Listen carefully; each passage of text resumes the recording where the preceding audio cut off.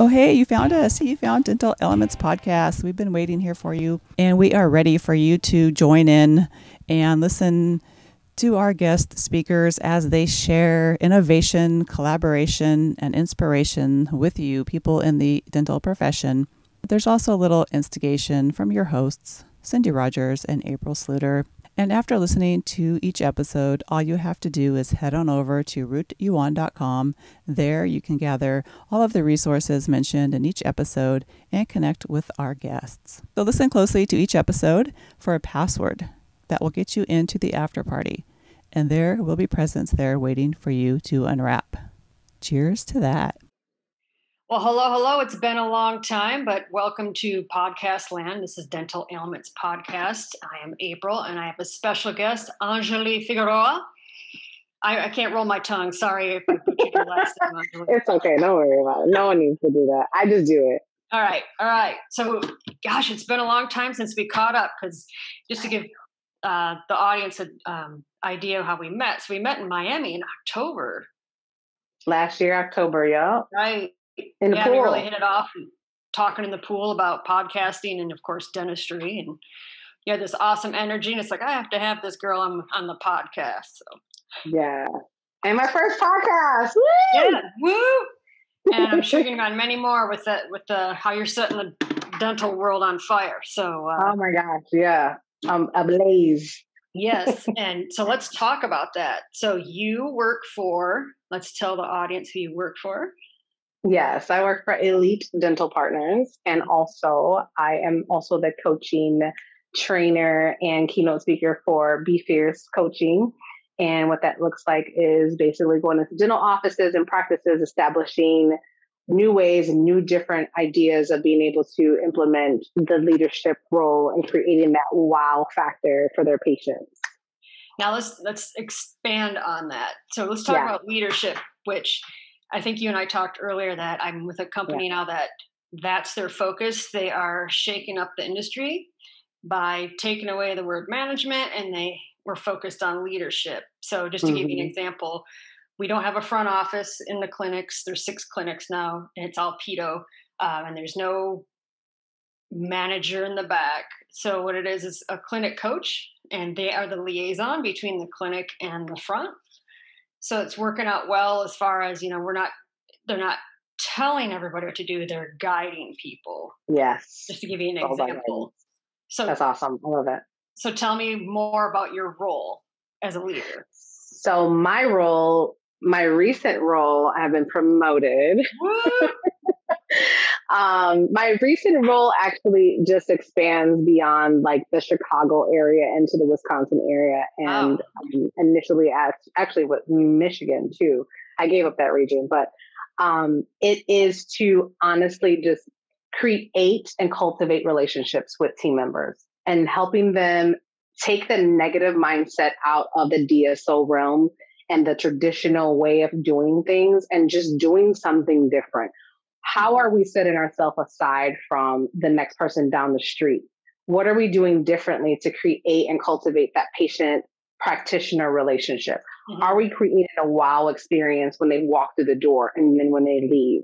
So that's what I basically have brought to the table, of creating a whole new realm of having a conversation with people and saying, hey, just tweak this just a little bit. What you're saying is phenomenal, but say this instead and see if you'll get some results with that. Try it for 2 weeks and then we'll come back and we'll talk about it and see how that has worked out for you. So those are just the little tidbits of what I've been doing. It's phenomenal to see these hygienists that come in and they're super timid and they don't want to talk to their patients. And they're like, I don't want to tell my patients that they need fluoride. And like, you're not selling anything to anyone. It sells itself. So kind of taking them out of that mindset of thinking that it's sell, and it's more tell. Nice. Yeah, it sounds some similar ethos to the company I work for. We talk about mindset so much, and sounds like your company is disrupting the industry as well. I love that. Seriously, I love that my business and then my alignment with the company is exactly the vision that I have had, and it's allowing me to be able to step outside the box of hygiene. I love hygiene. Like, I love being in the clinical realm. I love working with my patients, but it's like man, if I can get practitioners to do what I do and replicate that times 10, like my doctor that I work for, he's phenomenal. He's like, if I can clone you, Enjoli. And then my office manager used to say the same thing. I'm like, man, if you could clone me, how much money would I be making? Like, how can I do this? Like, how can I really expand on it? And that was the biggest aha for me. And I was just like, you know what? I'm just going to go for it. That's where I am. How do you see the team respond? How are they receptive to this type of mindset and leadership? So change is not for everybody. Right. And change is not a very welcomed word per se, nor it is a feeling, but it is a necessity. Change is inevitable. So whenever we have hygienists or doctors that are kind of like, no, this is how we did it. This is what we do. That's probably the worst phrase in the human language, in English, in Spanish, whatever other language there could be. If we're not evolving, then we're staying the same, which we're not, because the way that you purchase is not the same. The way that you go to the store is not the same. The way that you do things in general is not the same. The way you parent your children are not the same. So it equates to the same thing that how we do with our patient care, how we learn more, our CEs that we get that we need to make sure that we're evolving along with technology. So the same thing like that. So people don't welcome it, but I make that analogy associated with it. And they're like, and if they sit back just a little bit, I got them hooked, right? And now I got to reel them in. Right. Can you give me an example when you're like, wow, this really worked, and then you saw like the light bulb go on with someone on the team? Yes, I got you. So a doctor, actually, he was going at it. He was throwing me all these curveballs, and I was like catching them and hitting them and knocking them out the park, right? And he was really apprehensive. And I said, doctor, I heard all your barriers. You told me everything that you're feeling. You're telling me how well this is going for you. But you ever think about how if you walk down the street, or if your patient walks down the street to another office because they don't believe in what you're saying, and they get told something completely different because you're withholding information, you're not telling them their treatment that they need, or you're not giving them the information that they deserve to hear about their therapies or their treatment, then they're going to be upset with you. Then they're going to trust you. Then they're going to go on Google, because we're Google friendly, right? And we review, and then you're going to have a bad review.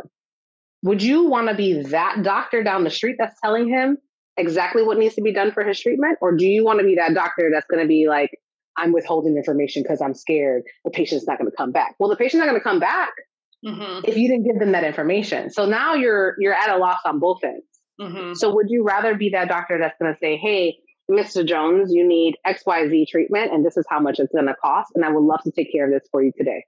Or are you going to be, you kind of need it, and it's somewhat of a little treatment, or you kind of have it, and then they go across the street and they know exactly and they're telling them the exact thing, boom, boom, boom.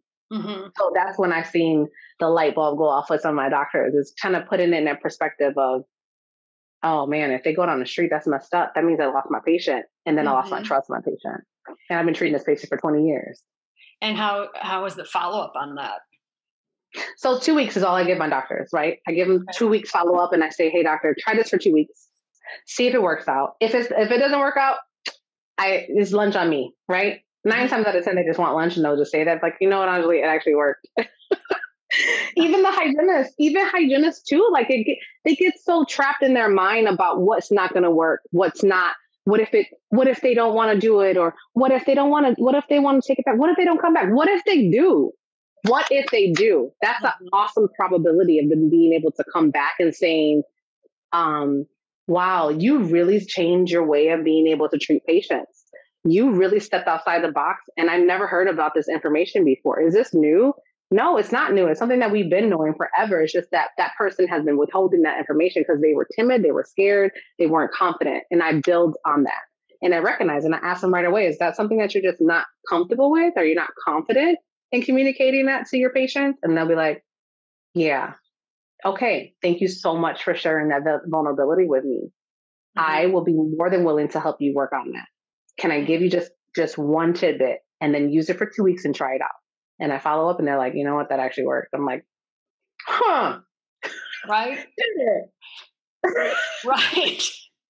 I call it right. Well, I call it the 4-letter word that starts with an F.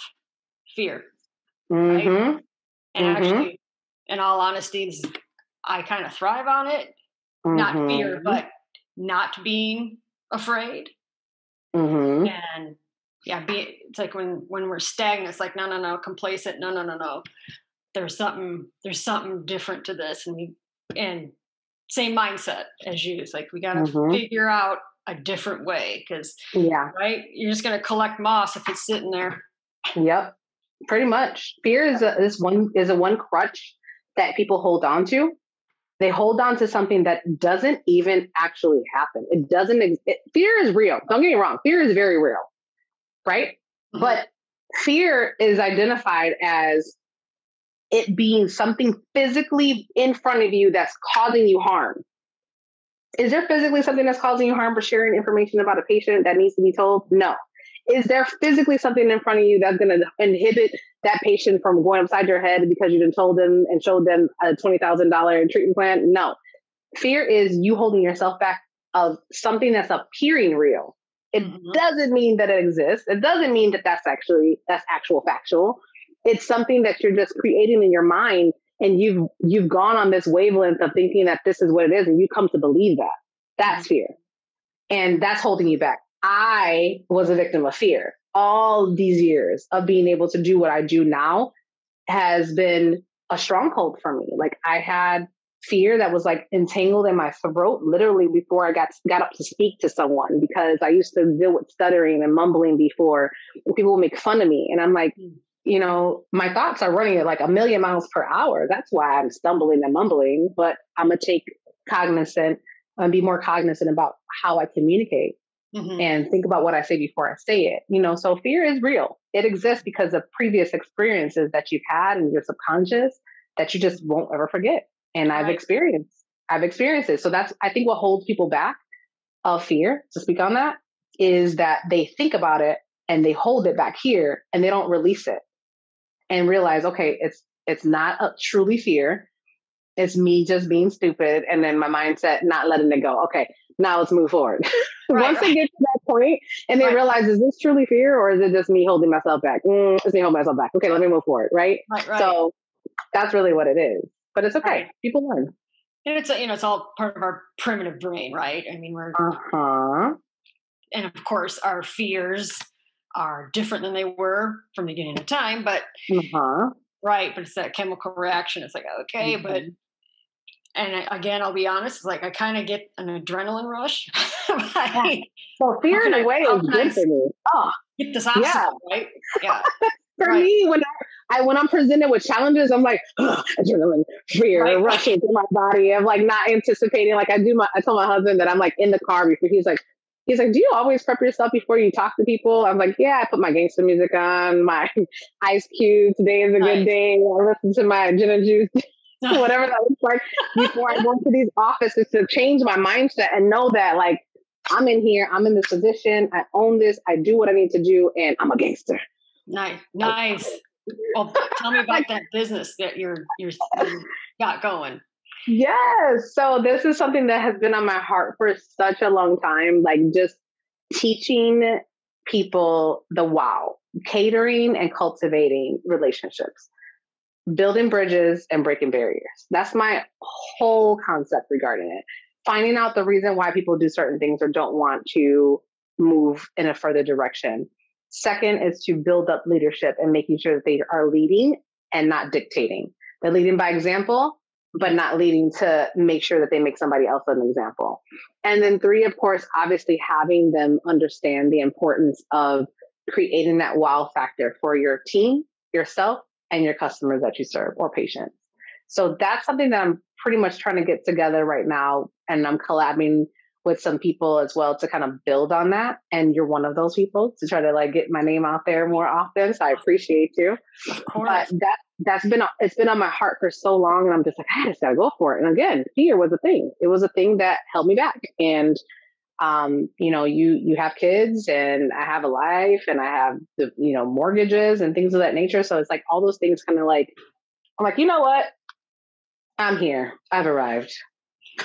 Well, tell me, on that note, the future of dentistry, the future of the profession. Yeah. So the future is ever evolving. right?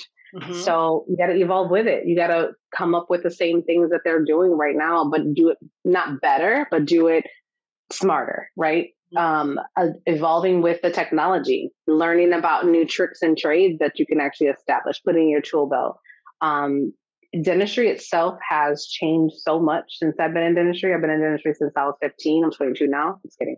I'm 42 now. So like, I've seen it from when I used to clean cuspiders out of the suction cups, and that no longer exists in some of the offices, right? You remember seeing those? Those are the worst.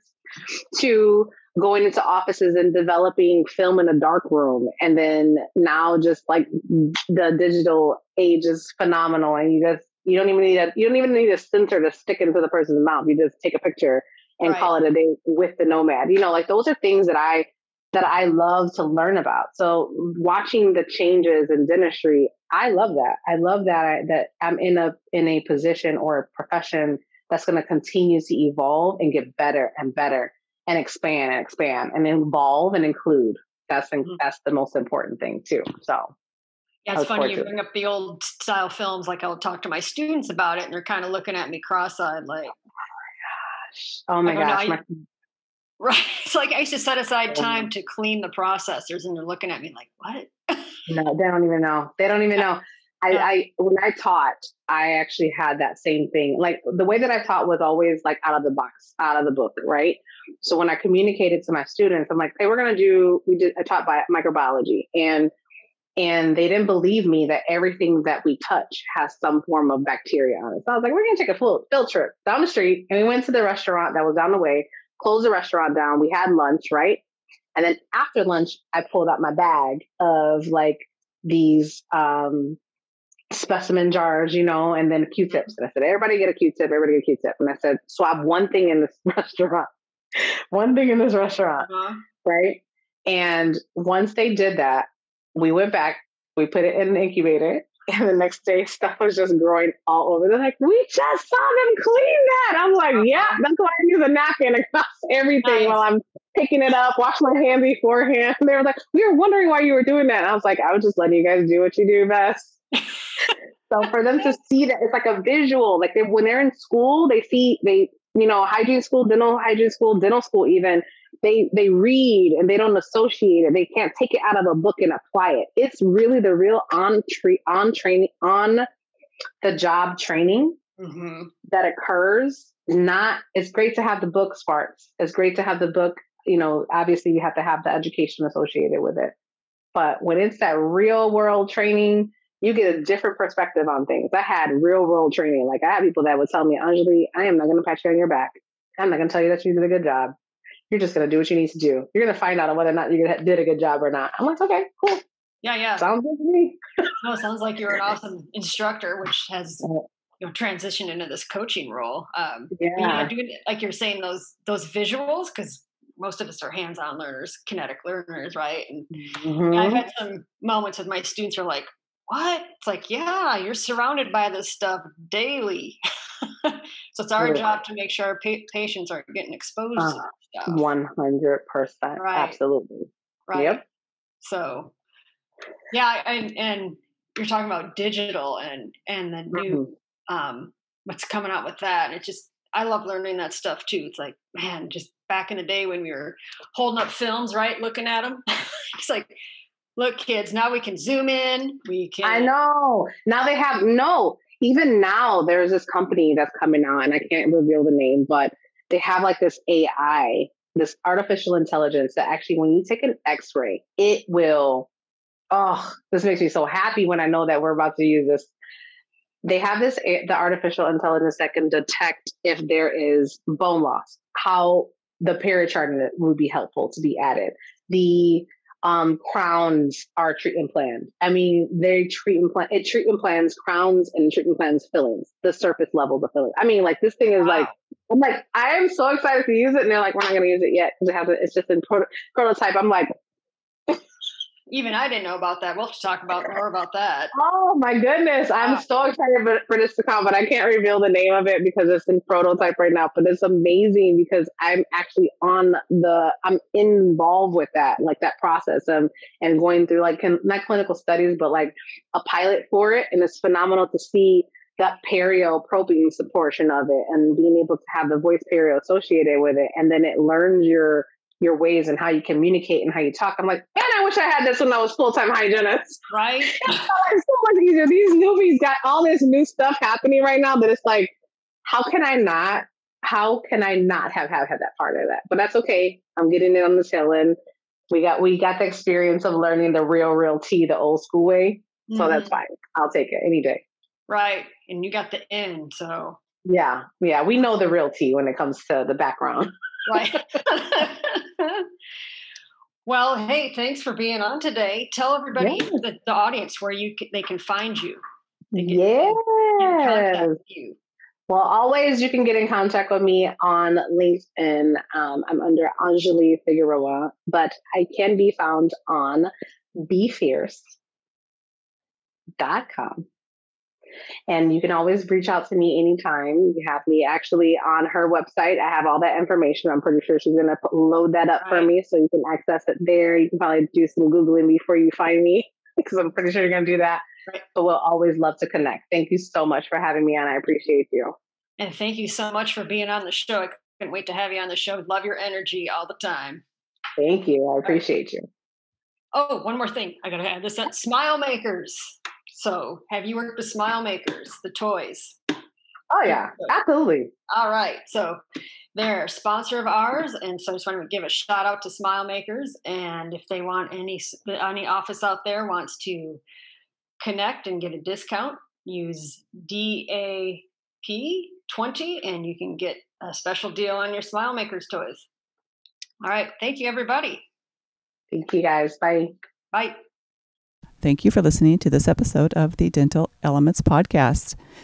To find out more information about today's guests and to sign up for the fabulous giveaways in the after party, head on over to rootuon.com, ROOTUON.com, and there you will find all of the information about everything and some videos and some tricks and tips and some giveaways. So be sure to check it out at rootuon.com, or you can go to dentalalements.com. It doesn't matter. We just try to keep it in one spot. So cheers to you.